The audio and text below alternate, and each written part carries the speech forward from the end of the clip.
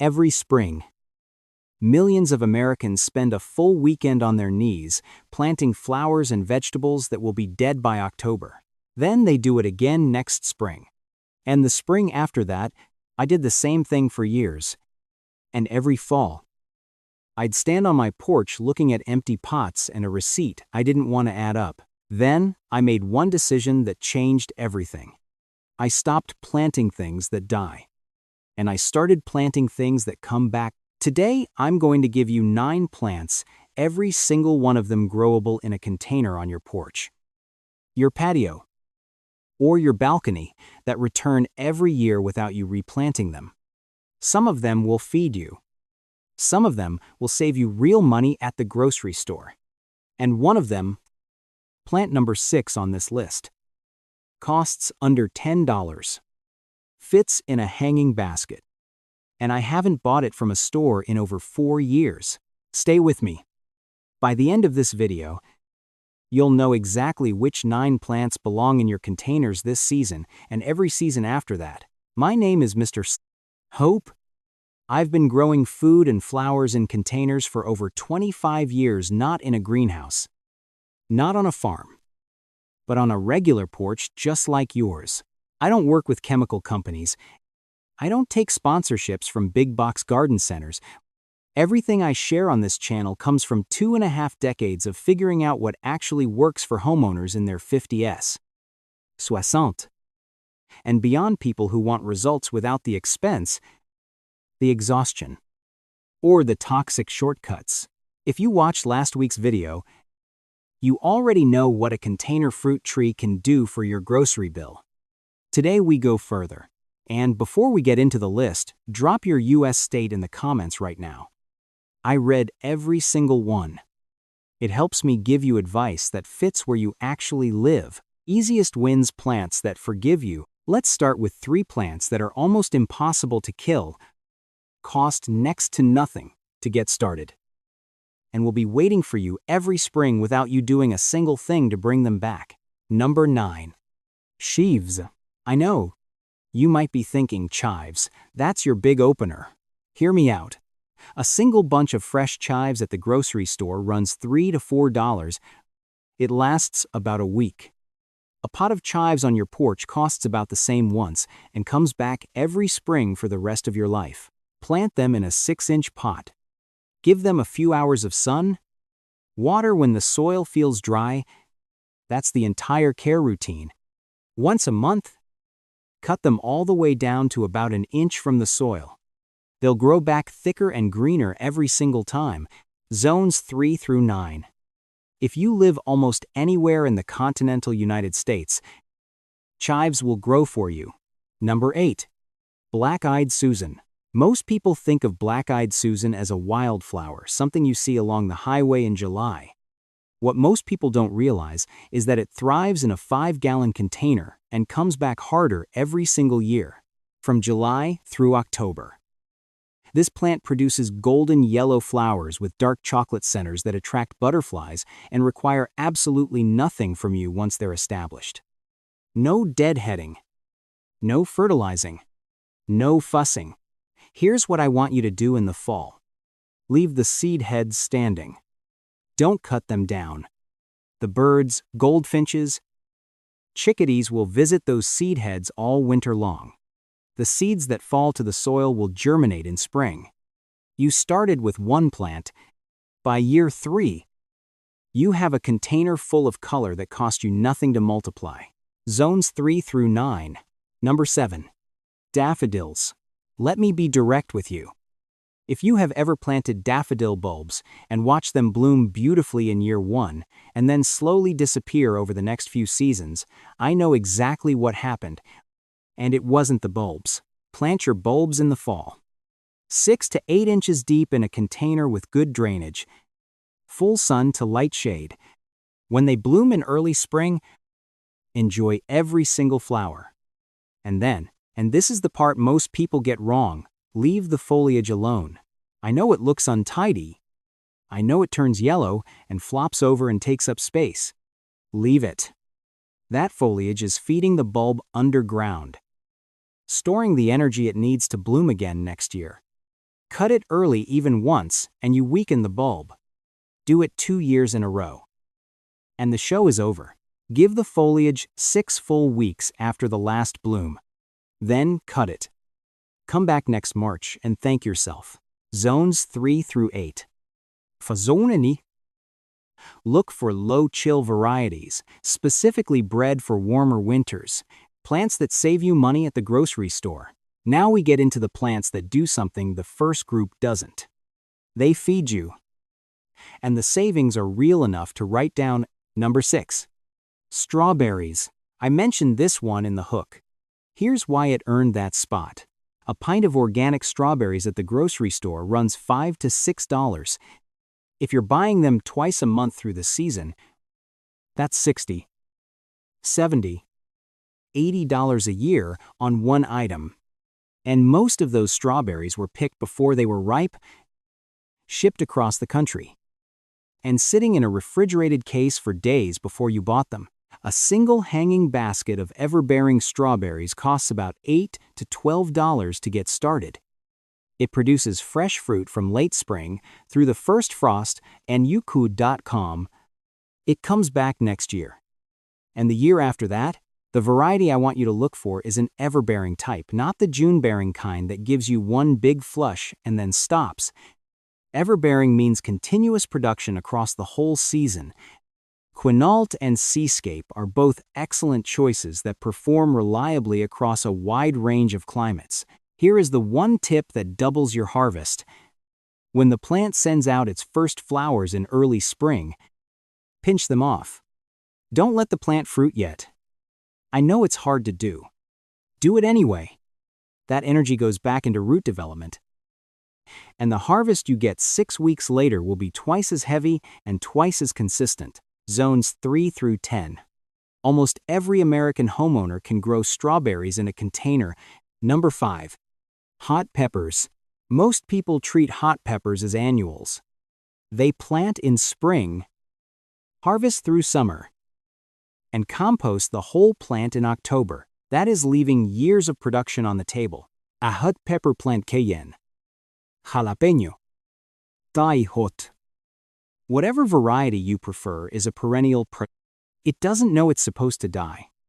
We kill it by leaving it outside in the cold. Bring it inside before the first frost. Cut it back by about a third. Set it near a sunny window. And water it sparingly through the winter. Come April. Move it back outside. That same plant will produce harder in year 2 than it did in year 1. And again in year 3. And year 4.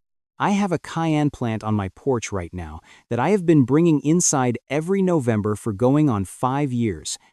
I have not bought red pepper flakes since the first harvest. Hope's tip. When you bring it inside for winter, check carefully for pests before it comes through the door. Spider mites in particular love an indoor pepper plant. A quick inspection and a gentle rinse of the foliage saves you a lot of trouble later. Zones 9 through 11 can leave peppers outside year-round. Everyone else bring them in. It is worth the 10 minutes. Number 4. Dwarf blueberries. I want to be honest with you about this one before I say anything else. Year 1 is going to be underwhelming. The plant will look small. The fruit production will be modest.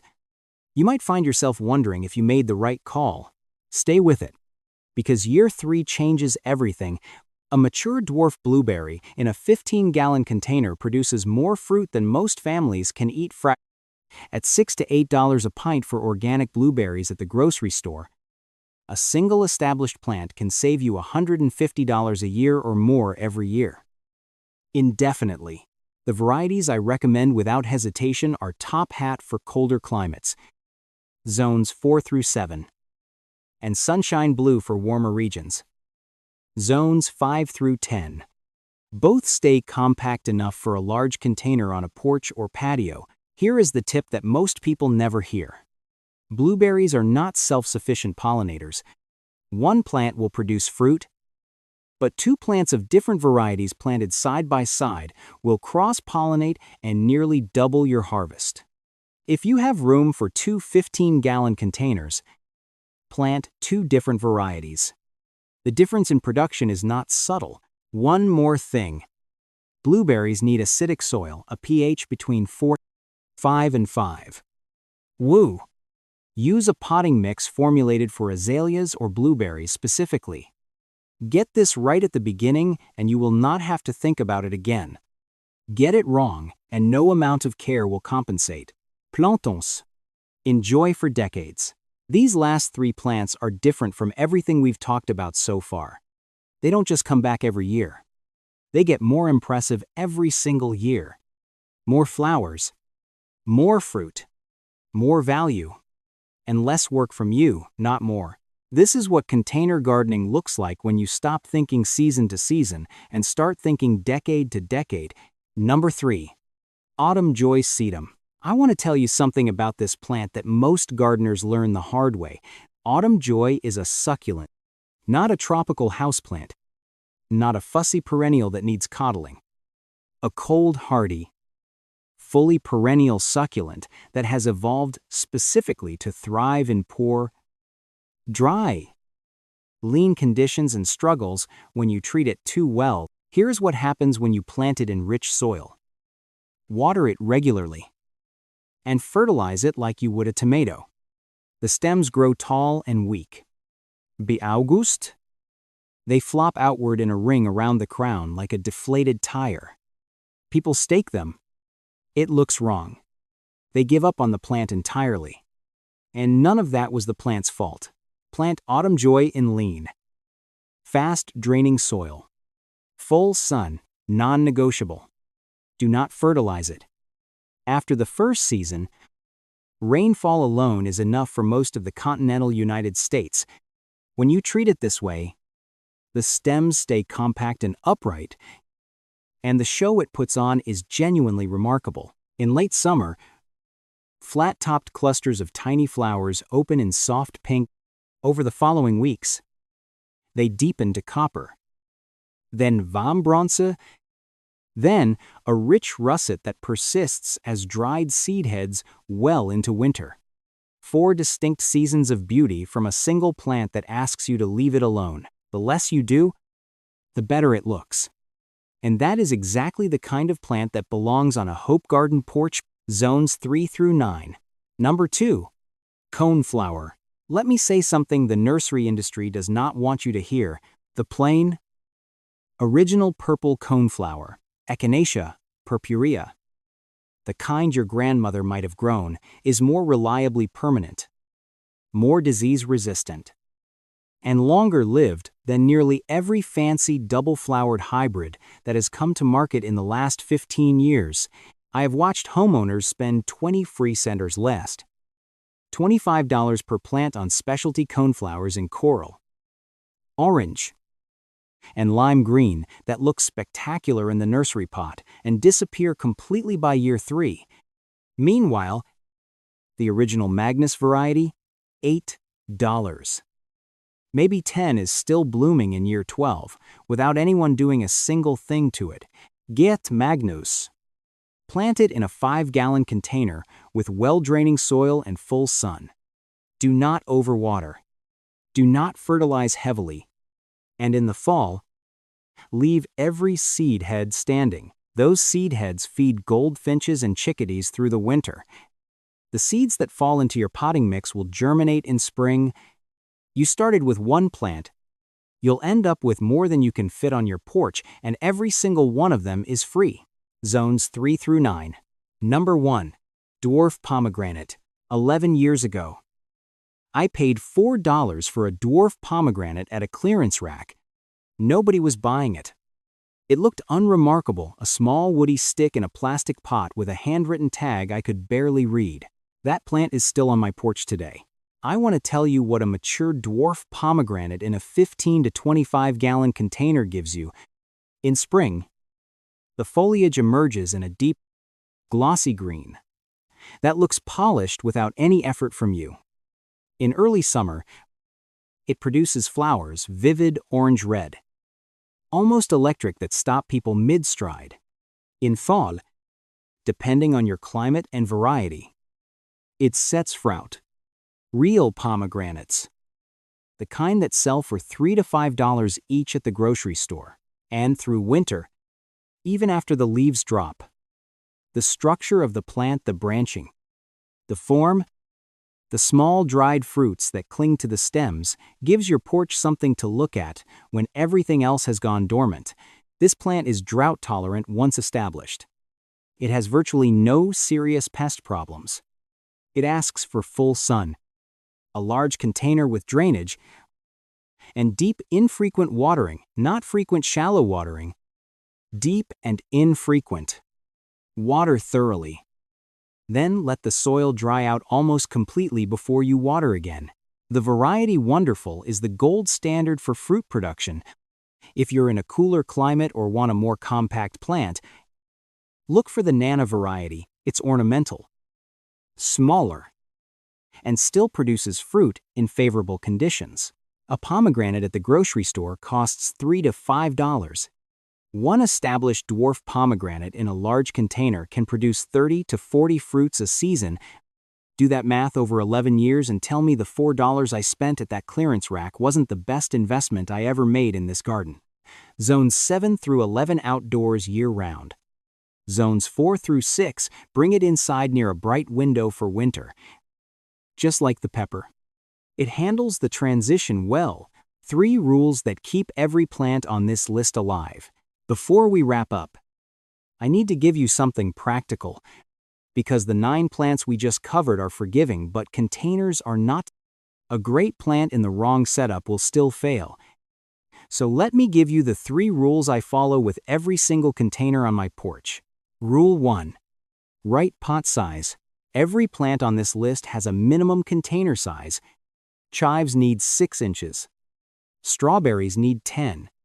Blueberries and pomegranates need 15 gallons or more. Crowd the roots and you starve the plant before it ever gets established.